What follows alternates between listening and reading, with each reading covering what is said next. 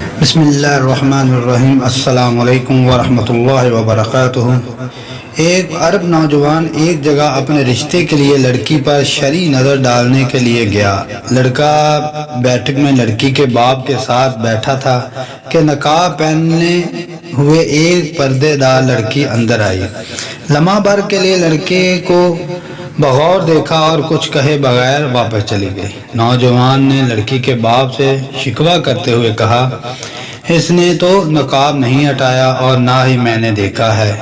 لڑکی کے باپ نے کہا، بیٹے اس نے مجھے کہا تھا کہ اگر مجھے لڑکا پسند نہ آیا تو میں نے نقاب نہیں اتارنا۔ نوجوان سمجھتا تھا شریعت نے یہ رعایت بس اسی کے لیے رکھ چھوڑی ہے۔ ویڈیو دیکھنے کا شکریہ، جزاک اللہ۔ لائک کریں، شیئر کریں، سبسکرائب کریں۔ السلام علیکم ورحمۃ اللہ وبرکاتہ۔